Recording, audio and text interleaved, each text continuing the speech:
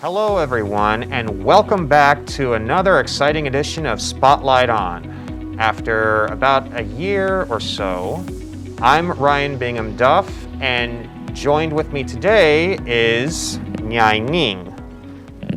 Ning, I understand you are from Myanmar, is that correct? Yes, I am from Myanmar. I have been in the state of Texas 5 years. 5 years already. Now, can you tell me what brings you to the United States? What brings me to the United States was because in my country we have a lot of war going on, civil war, and religious persecutions, and my family had to flee the country. Now, how was that an experience for you? Were you terrified? Yes, I was very terrified. I was young. I was younger than 10 years old, but I do remember a lot of stuff, and it was a nightmare, and I'm very glad to be here. Now, when you said this was happening when you were 10 years old and you've been to the U.S. For 5 years now, where were you before the age of 13? Were you other places besides the U.S.? Yes, I was in Malaysia, which is a second country. My family had to move to Malaysia, and then with the help of a UNHCR, World Refugee Agency, we came to America.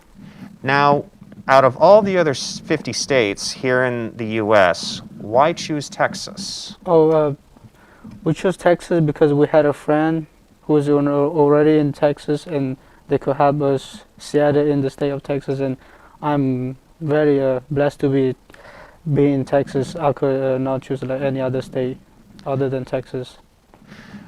And what brings you to the Richland campus of Dallas College? Richland Campus of Dallas College is my choice of community college for 2 years, and I'm planning on transferring. So that's why I'm here to save money with the Dallas College Promise, which I'm part of. I can see you're showing your school spirit with your t-shirt. Yep. So, what is your major here at Richland? I'm planning on majoring in electrical engineering. And you're a straight A student, right? That was a joke. Anyway, so I understand you have a side business spray painting house numbers on curbs for the residents, is that right? Yes, I do. So tell me about this business you have. So I originally started last March.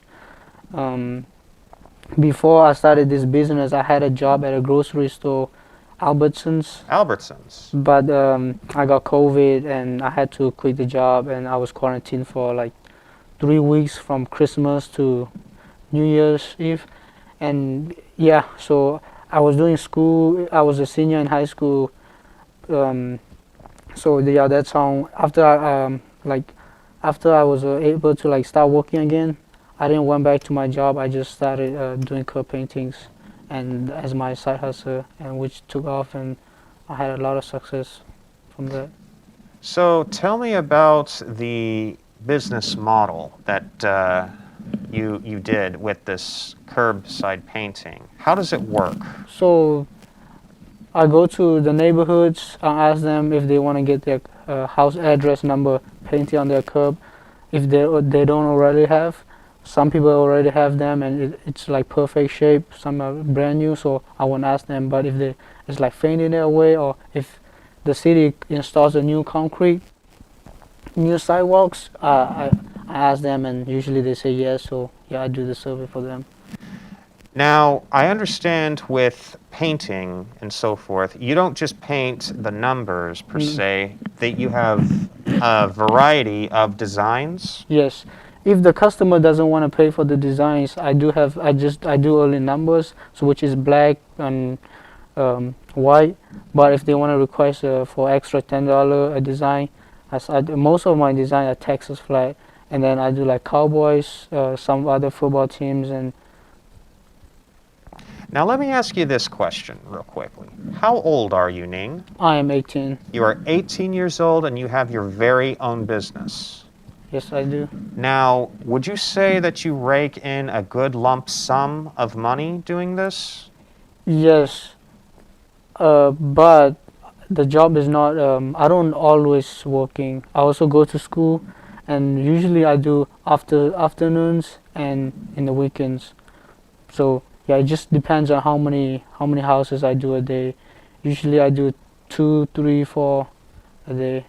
So do you just go driving through random neighborhoods and then you just go door to door? When I started originally, that's what I do. But after I posted a video on TikTok, a social media app, and the video blew up, and then a lot of people saw the video from around Dallas area, and they contact me from TikTok, and they want to get one done. So I drive to their houses and I do them. So, yep. I see.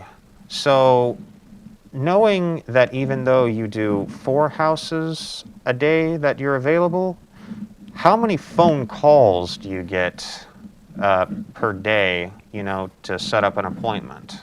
Not very much. Sometimes maybe one. I usually get a text and sometimes phone calls and or messages from TikTok, Instagram, Facebook. I do post on Facebook too in the neighborhood groups, and or sometimes customers recommend me to their neighbors and friends, so which helps a lot too. I would say you struck it gold, my friend. So what would you say would be the demographic of age-wise of your customers? Because in my honest opinion, I'm not that much older, but I couldn't tell you the first thing about using TikTok and so forth. So furthermore, a lot of older people choose to rather not use social media. But what is the demographic of the So age of your customers? the people who are from TikTok who saw my videos are mostly millennials in their 30s, 40s, around there, and so yeah, and but older from going door to door or from Facebook usually. I see. And from what I understand, though, with the amount of customers you get who contact you, be it from social media or phone calls or emails and all that, do you make a good lump sum to put you through Richland College, to put you through school? For that question, I'm part of Richland Dallas Promise, so I'm not paying any money to go to school here for now. But for that, from the job, I make money that's just for me and to get through while I'm in school. It's like a side job, working as a student. But if I need the money to use in some type of way, I will have to use that money. So what did your parents say when you pitched this idea with them? What was their reaction? So their reaction was, at first they didn't like the idea very much because I was going to people's house, and driving and stuff like that. But after I make a few money, and they were supportive. Yep. So after being here for 5 years, does this mean you've also are in the process of becoming an American citizen? Yes. My dad and my mom applied for citizenship already with me. So since I already turned 18, I have to take the test, and we are in the process of taking the test. Hopefully in the next few days, they're gonna call us to take the test, and hopefully we pass and become the citizen of the United States of America, which is the ultimate goal for us for now. So being here in Texas for 5 years, how different are we from Chin State, which is where you're from in Myanmar? Yes, it's very different. Everything is different. When I was in Chin State, we don't have like a good school that we go to. We have to work on the farms, and we don't have like cars. A lot of good stuff that we have here. We don't have those anything. So do they have big steaks and big trucks in Myanmar? They do have trucks that takes for transportations and stuff, but mostly no. So after you leave Richland College and transfer, what school do you plan on going to after this? I'm not sure yet for that one. I see. So do you think your business is going to thrive and grow over time? Yes, I'm hoping to start another business, which is gonna be this business model but this business will be mostly for commercial commercial places. I'm planning. My idea is to start a parking lot stripping, marking parking lot lines, and like you see how when you go to a business they have 5-lane no parking, like those stuff.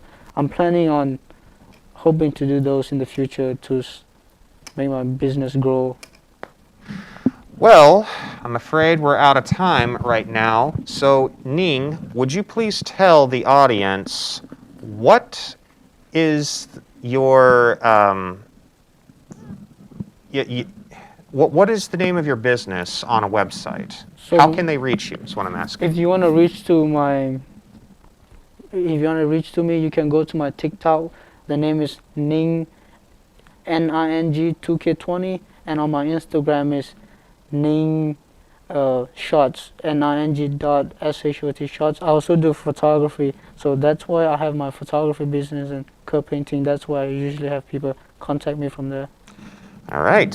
Well, thank you so much for joining us here at Spotlight On, and many more after that. I'm Ryan Duff, and it's been a pleasure. Bye-bye now.